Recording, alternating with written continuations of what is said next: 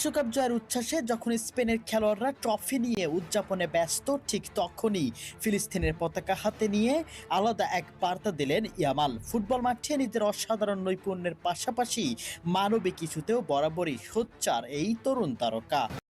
বিশ্বকাপ জেতার পর কিন্তু লামিন ইয়ামাল ফিলিস্তিনের পতাকা উঁচু করে ধরতে একদমই ভুলে যান নাই। ঠিক আছে, চলুন ভিডিওটি দেখে আসি। ভিডিওটি দেখবো খবরের সময় থেকে।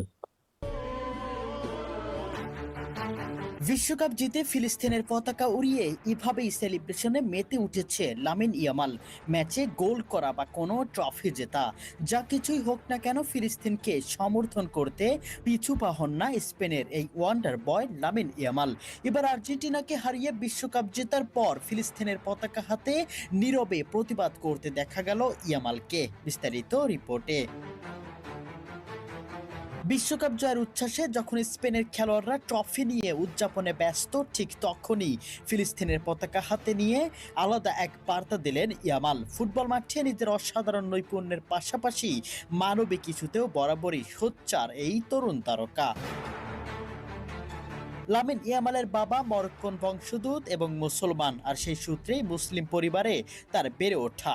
ছোটবেলা থেকে নিজের শিকড় ও পরিচয়কে গর্বের সঙ্গে তুলে ধরেছেন তিনি। ফিলিস্তিনের প্রতি তার সমর্থনের বিষয়টিও নতুন নয়।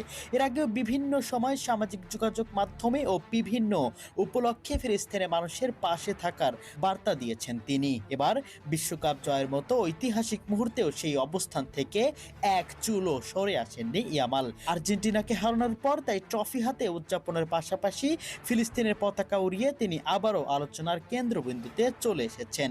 সামাজিক যোগাযোগ মাধ্যমে তার এই উদযাপন ছবি ও ভিডিও মুহূর্তেই ছড়িয়ে পড়ে, আর অনেকেই এটিকে মানবতা ও সংহতির প্রতীক হিসেবে দেখছেন। উল্লেখ্য, এর আগে আর্জেন্টিনাকে 1-0 গোলে হারিয়ে বিশ্বকাপ জিতেছে স্পেন। পুরো 120 মিনিটে দাপুটে পারফরমেন্স করে পাত্তাই যেন দেয়নি লিওনেল মেসিদের।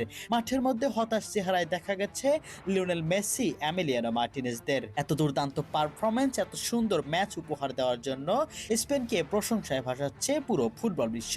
আর এদিকে লামিন ইয়ামালের এত সুন্দর দৃশ্য যেন দুটি মিলে পূর্ণতাই পেল ফুটবল। প্রিয় দর্শক, লামিন তো গ্যাস, লামিন ইয়ামাল কিন্তু একটা মুসলিম ধর্মের ছেলে। ঠিক আছে, সে ফিলিস্তিনকে সবসময় শুরু থেকেই সাপোর্ট করে আসছেন, আর এখন পর্যন্ত সাপোর্ট করতেছেন।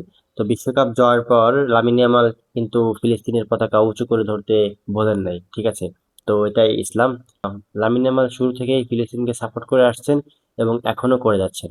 তো যাই হোক, ভিডিওটা চমৎকার ছিল। ঠিক আছে, তো এই ছিল ভিডিওটা। ভালো লাগলে চ্যানেলটিকে সাবস্ক্রাইব করে রাখেন, লাইক দিন, পাশে থাকেন। ধন্যবাদ সবাইকে।